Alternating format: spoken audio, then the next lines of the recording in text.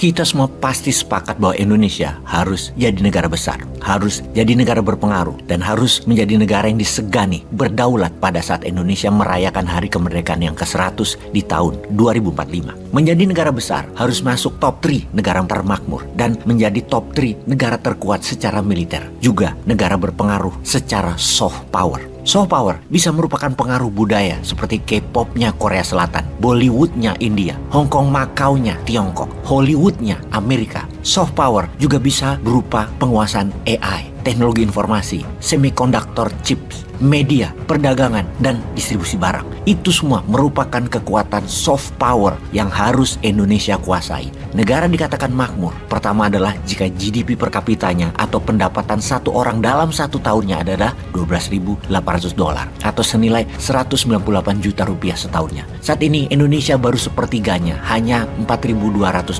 setahun atau 65,1 juta rupiah. Kalau secara PDB negara Indonesia saat ini baru 1,15 triliun dolar nilainya, dan untuk menjadi negara makmur harus naik ke 3,5 triliun dolar, naik 3,5 kali dari sekarang atau naik 350% dalam 22 tahun ke depan. Sementara kita semua tahu dalam 9 tahun ini naiknya hanya dari $3.400 per kapita menjadi $4.200 per kapita atau hanya naik 24% saja dalam 9 tahun. Hal ini menunjukkan satu hal, bahwa ekonomi Indonesia masih belum berdaulat. Selama 5 presiden dari Soeharto sampai SBY kita bersama Amerika, dan selama 2 periode ini kita bersama Tiongkok. Sekali lagi kita bertanya, apakah lebih baik bersama Amerika atau lebih baik bersama Tiongkok? Kita harus berkaca ke depannya. Masih mau bersama keduanya? Balik lagi ke Amerika? Atau tetap dengan Tiongkok? Atau pilihan ketiga bersama New Mind, bersama New Economic Model, bersama Post-Keynesian? Kita luaskan lagi.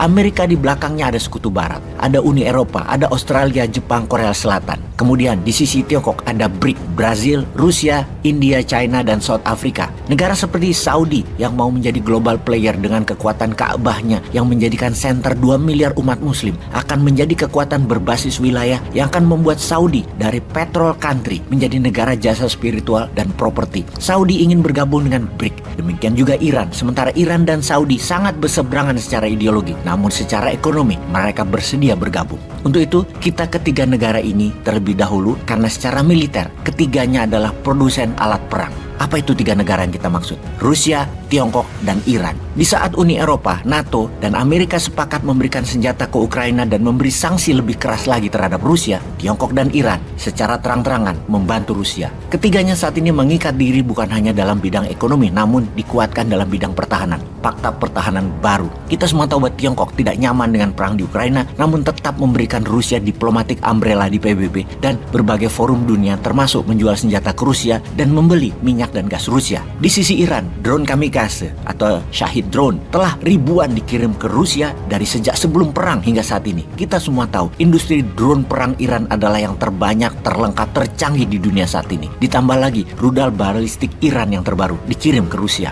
Melengkapi data tersebut, ketiga pemimpin negara tersebut 2 tahun ini telah sering bolak-balik saling mengunjungi. Bahkan ketika video narasi ini dibuat, Wang Yi, diplomat Tiongkok tertinggi, ada di Rusia saat ini. Baru-baru ini ketika pemimpin Rusia bertemu dengan petinggi Iran, Raisi, keduanya sepakat membantu Bashar al-Assad agar Suriah tidak dibumi hanguskan Amerika dengan ISIS di belakang mereka, dan rakyat tidak berdosa dipakai tameng oleh ISIS. Iran dan Rusia akan terus berusaha agar al-Assad tetap berkuasa demi Suriah tidak jatuh ke Amerika. Walaupun Iran dan Suriah secara ideologi berbeda, sekali lagi ini politik. Rusia tetap bertahan di Suriah, walaupun di Ukraina Rusia memerlukan bantuan, dan untuk itu Rusia bermain cantik di banyak front. Solusinya Tiongkok membantu. Pertama, bulan lalu Tiongkok dan Iran menandatangani program 25 tahun kedua negara kerjasama, dan kerjasama kali ini sangat dahsyat yang seakan membuat Iran adalah provinsinya Tiongkok, menggadaikan Iran ke Tiongkok. Namun hal itulah yang dibutuhkan Iran saat ini, perlindungan umbrella diplomatik, ekonomi, teknologi, dan uangnya Tiongkok juga membuat Iran menjadi member dari Shanghai Cooperation Organization,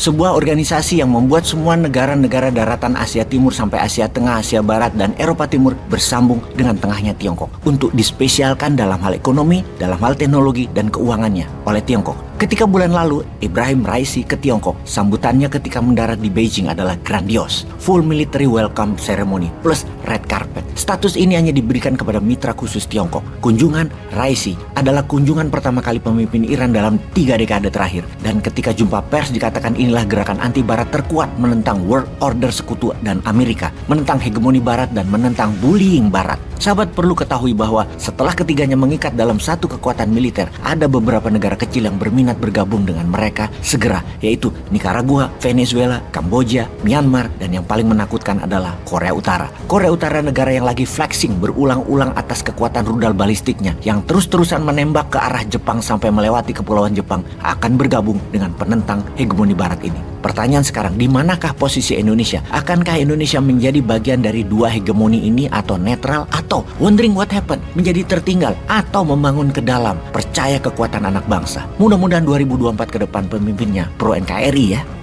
Peace.